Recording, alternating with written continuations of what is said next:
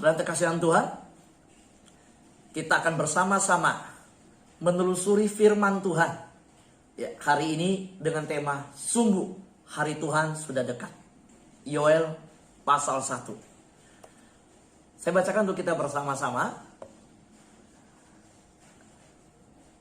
dari ayat 14 sampai 15. Yoel pasal 1 ayat 14 sampai 15. Adakanlah puasa yang kudus, maklumkanlah perkumpulan raya, kumpulkanlah para tua-tua dan seluruh penduduk negeri ke rumah Tuhan Allahmu, dan berteriaklah kepada Tuhan, wahai hari itu, sungguh hari Tuhan sudah dekat, datangnya sebagai pemusnahan dari Yang Maha Kuasa.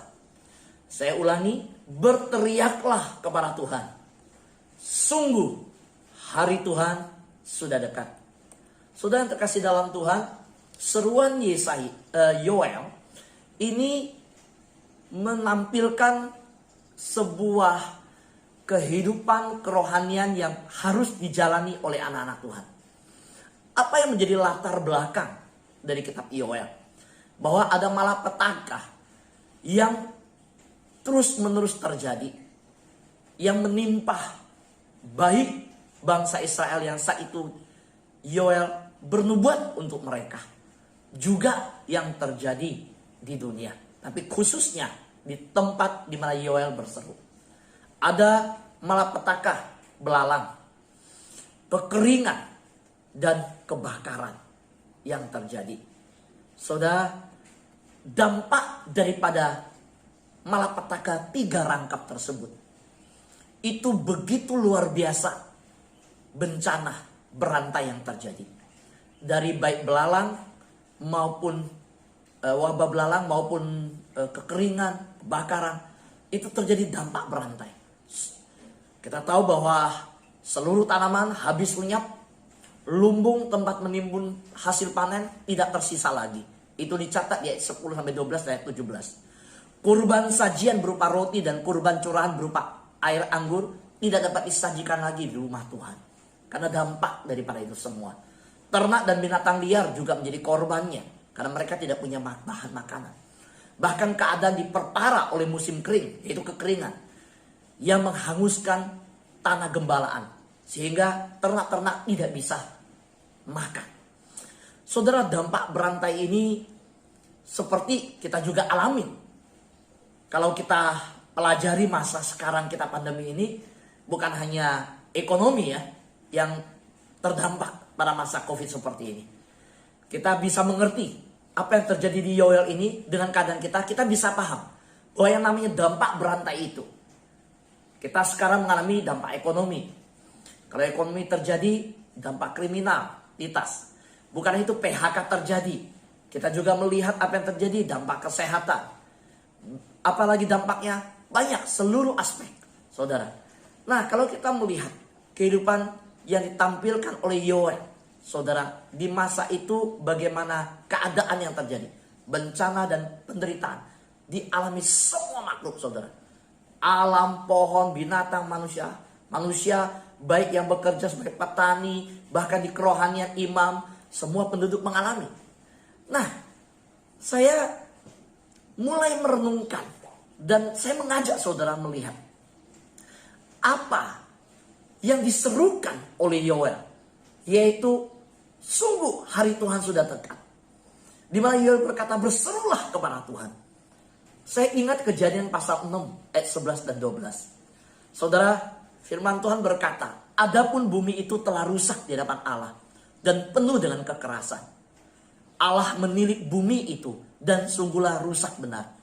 Sebab semua manusia menjalankan hidup yang rusak di bumi. Begini saudara, ayat ini berbicara tentang semua manusia menjalankan hidup yang rusak di bumi, di mana pada waktu itu perikop firman Tuhan Kejadian pasal 6, Tuhan berbicara kepada Nuh. Tuhan berkata bahwa bumi akan dimusnahkan. Bumi ini akan dilanda dengan air bah. Tuhan akan memusnahkan semua yang diciptakannya. Kita ingat yang kita baru baca di Yoel, bahwa Yoel berkata, berserulah kepada Tuhan. Ada malapetaka yang akan terjadi. Ini kuncinya. Ketika berbicara tentang sungguh hari Tuhan sudah dekat, saudara, ada dua hal yang hari ini saya ingin kita pelajari dan belajar bersama. Pada waktu berbicara tentang hari Tuhan sudah dekat, ada satu tanda yang disertai juga tanda lain. Pada saat kita berkata, beritakanlah Injil, amanat agung dijalankan, amanat agung harus dilakukan. Saudara, pada waktu kita mengingat kedatangan Tuhan, bahwa amanat agung ketika Injil sudah diberitakan ke ujung bumi, maka hari Tuhan datang. Jangan lupa saudara, ada satu sisi yang lain, yaitu sisi yang berbicara tentang kejahatan, dosa yang meningkat, malapetaka di muka bumi. Saudara, Yesus berkata, kalau hari itu tiba pada akhir zaman, apa yang terjadi? Peperangan terjadi di mana-mana. Apalagi yang terjadi? Bangsa bangkit melawan bangsa. Lalu apa? Dikatakan bahwa akan terjadi gempa bumi di mana-mana. Dikatakan akan terjadi malapetaka, baik gempa bumi maupun malapetaka bahaya yang lain. Jadi, pada saat berbicara tentang hari Tuhan, benar, kita ingat terus aman agung beritakan Injil. Tapi tanda dari kesudahan zaman adalah goncangan yang dahsyat di muka bumi. Nah, dari mana kita bisa melihat sejarah yang menunjukkan hal ini terjadi juga? Kita lihat bagaimana pada saat Tuhan akan memusnahkan bumi. Saudara, pada waktu kedatangan hari Tuhan yang dialami di Nuh, ada 3 kejadian yang hari ini saya tampilkan. Kejadian Nuh, kejadian Sodom dan Gomora, kejadian Niniwe. Nah saudara, di mana pemusnahan bumi secara global pada zaman Nuh, juga secara lokal Sodom dan Gomora dan Niniwe. Di situ kita tarik benang merah, kita belajar sesuatu untuk menyiapkan diri. Seperti apa yang diserukan oleh Nabi Yoel. Berserulah kepada Tuhan. Berserulah, sungguh hari Tuhan sudah dekat. Nah, disinilah kita mau berjaga-jaga. Kita mau melihat bahwa ada perkara ilahi yang sedang dilaksanakan dan sedang terjadi di bumi. Ada dimensi ilahi yang sudah memutuskan sesuatu di mana kita siap untuk menjalani kehidupan di dunia ini yang kelihatan ini, dunia yang kelihatan yang nyata, tetapi ada dimensi ilahi, perkara ilahi, ada sesuatu yang tidak kelihatan yang mengontrol bumi yang kelihatan ini. Nah, kita mengikuti seruan Yoel bahwa sungguh hari Tuhan sudah dekat, berseru sama Tuhan. Nah, saudara, Kejadian pasal 6, Tuhan juga sama. Tuhan minta lu berseru kepada mereka supaya mereka berbalik kepada Tuhan, berbalik kejahatan, berseru sama Tuhan. Saudara harus ingat, Nuh memberitakan Injil. Nuh memberitakan, Nuh tidak diam. Tetapi ketika Nuh memberitakan, kejahatan makin meningkat. Mereka tidak bertobat, pesta pora. Saudara kalau pelajari kitab Kejadian, kehidupan Nuh, dari mulai Henok, saudara, kejahatan meningkat luar biasa. Saudara kalau dikasihi Tuhan, bagaimana dengan Sodom dan Gomora? Pada waktu Tuhan berkata, Abraham, aku akan memusnahkan Sodom dan Gomora. Beritakanlah, beritahu mereka. Sekali lagi, tetap ala rel. Beritakanlah pertobatan. Tapi ketika pertobatan diberitakan, ada satu tanda juga. Di situ dosa. Selalu ketika Tuhan memusnahkan, malapetaka, ada dosa, ada tandanya. Saudara, lihat. Sesudah itu berfirmanlah Tuhan, sesungguhnya banyak keluh kesah orang tentang Sodom dan Gomora. Dan sesungguhnya sangat berat dosanya. Kejadian pasal 18. Saudara, kita lanjut melihat di Yunus. Apa tanda daripada Tuhan bertindak? saudara seperti yang di Nuh dan di Sodom Gomora. Yunus pasal 1 ayat 2. Bangunlah, pergilah ke Niniwe, kota yang besar itu. Berserulah terhadap mereka. Berseru, beritakan. Karena kejahatannya telah sampai kepadaku. Jadi sama saudara dalam 3 peristiwa ini. Peristiwa Nuh, peristiwa Sodom Gomora, dan peristiwa di Niniwe. Saudaraku yang dikasihi Tuhan, maka dari 3 peristiwa ini, saya ingin kita melihat bahwa Tuhan Maha mengetahui. Tuhan tahu. Manusia boleh bersembunyi, saudara. Manusia boleh bertindak dengan apapun yang mereka inginkan di bumi. Seolah-olah tidak mau mengakui Tuhan. Kalau kita lihat rusaknya muka bumi ini, saudara. Wah, luar biasa. Saya baca berita. Ada wanita menikah sama menara Eiffel. Ada pria yang menikah sama boneka, maaf kata boneka seks. Ada wanita-wanita menikah sama tembok. Ada yang mengumumkan pernikahannya menikah sama pohon. Jadi kalau kita lihat LGBT, lesbian, homoseksual, saudara, sisi dosa yang lain begitu rupa sampai manusia sudah begitu rusaknya, saudara. Sampai menikah sama boneka, segala macam. So, bumi udah begitu rusak. Seruan Yoel, sungguh hari Tuhan sudah dekat. Berteriaklah kepada Tuhan. Berserulah kepada Tuhan. Sungguh hari Tuhan sudah dekat. Dan hari ini, saat ini, saya berseru bahwa kita semua yuk berjaga-jaga dalam hidup kita. Dimensi ilahi sedang terjadi sesuatu. Sedang ada keputusan ilahi di mana perkara-perkara ilahi sedang terjadi di muka bumi. Saudara, kejadian yang menimpa bukan hanya Indonesia, sekarang seluruh dunia. Semua menantikan vaksin. Dengan beri vaksin, ya puji Tuhan kita senang. Pemimpin kita menggratiskan vaksin. Tetapi yang kita tunggu adalah, yang kita persiapkan satu hal adalah, bukan hanya menunggu vaksin dan mempersiapkan diri di vaksin. Tetapi, apakah kita sudah divaksin secara rohani? Apakah kita sudah mempersiapkan diri kepada perkara-perkara yang tidak kelihatan? Saudaraku yang terkasih dalam Tuhan, ketika kita berdoa bersama-sama, mendengar firman Tuhan seperti ini, kita sedang berjaga-jaga dalam hidup kita. Kita sedang melaksanakan yang Yoel katakan, berteriak berseru sama Tuhan. Kita sedang bersungguh-sungguh mempersiapkan diri di hari Tuhan yang sudah mendekat. Saudara yang terkasih dalam Tuhan, inilah momentum sebuah sejarah di mana kita mau memaknai seperti pada waktu Yoel bertindak untuk bangsanya, seperti pada waktu Yunus berseru kepada sebuah bangsa. Saat ini adalah momentum kita. Saudara tahu apa yang dilakukan mereka yang di masa Yunus? Saya bacakan Yunus pasal 3 ayat 7 sampai 8. Lalu atas perintah raja dan para pembesarnya, orang memaklumkan dan mengatakan di Niniwe demikian. Manusia dan ternak, lembu sapi dan kambing domba tidak boleh makan apa-apa. Tidak boleh makan rumput dan tidak boleh minum air. Haruslah semuanya, manusia dan ternak, berselubung kain kabung. Dan berseru dengan keras kepada Allah. Serta haruslah masing-masing berbalik dari tingkah lakunya yang jahat dan dari kekerasan yang dilakukannya.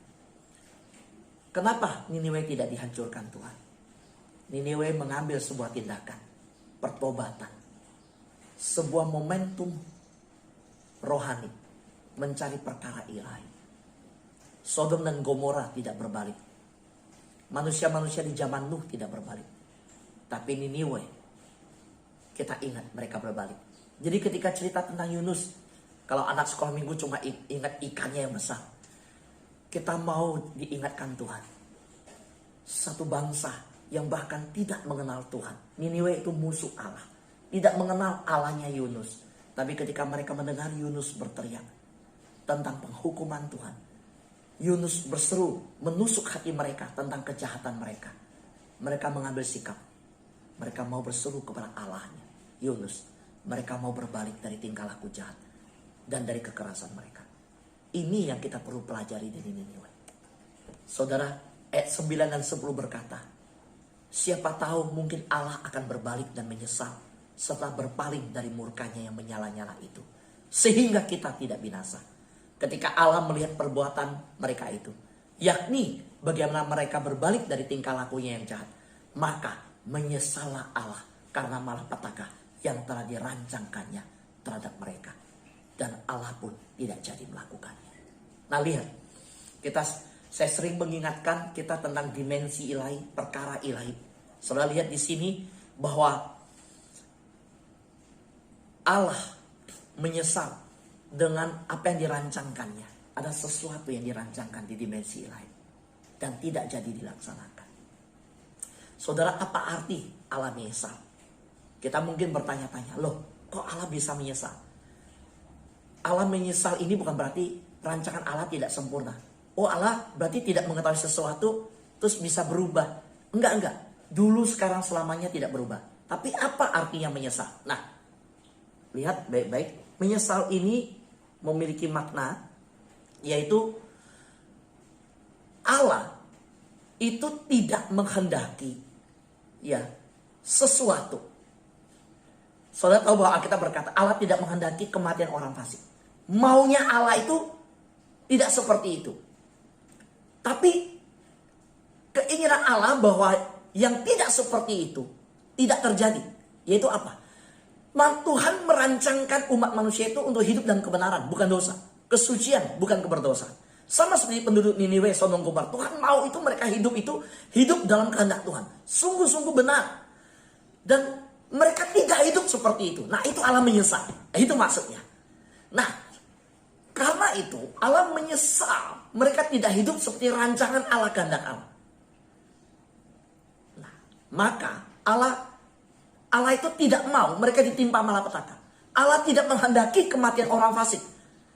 Allah menyesal, Allah nggak mau. Makanya ketika mereka bertobat, tidak jadi malapetaka itu ditimpa. Nah itu arti Allah menyesal. Yaitu bahwa Allah tidak menghendaki kematian orang fasik. Yang maunya Allah bukan seperti itu. Inginnya Allah itu bukan begitu. Allah nggak mau mereka mati, binasa dalam keberdosaan. Allah nggak mau. Jadi Allah dikatakan Allah menyesal. Karena maunya Allah bukan seperti itu. Maunya Allah adalah mereka hidup benar, bertobat.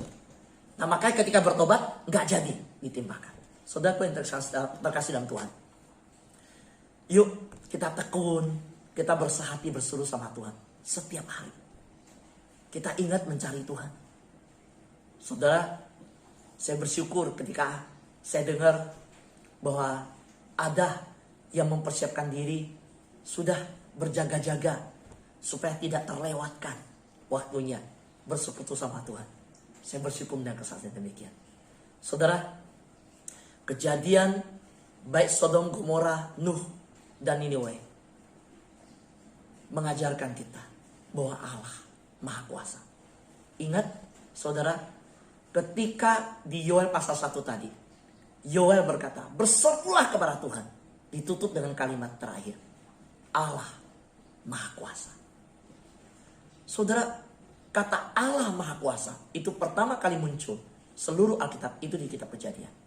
Saudara, saya ulangi, saya kasih saudara lihat ya, yang Yoel, saudara, dikatakan, berteriaklah kepada Tuhan, sungguh hari Tuhan sudah dekat, datangnya sebagai pemusnahan dari yang Maha Kuasa. Nah jadi apa arti yang Maha Kuasa? Saudara, ketika saya pelajari, dimulai dari Kejadian pasal 17 ayat 1 muncul kata Allah yang Maha Kuasa. Saudara, Allah yang Maha Kuasa dalam kata Ibrani ini Shaddai. Saudara pernah nyanyi lagu El Shaddai, El Shaddai, Allah Maha Kuasa. Nah ini Shaddai. Saudara, di dalam kitab Ayub 31 kali dipakai saudara. Saudara, Allah Maha Kuasa ini membuat kita menyadari bahwa setiap kali terjadi bencana, Seperti yang terjadi di Yoel, kekeringan, belalang, saudara. Saudara, yang terjadi kedahsyatan yang menimpa umat di masa Nuh, Niniwe, Sodom dan Gomora. Setiap kali bencana yang terjadi, kita diingatkan betapa kita fana. Betul saudara?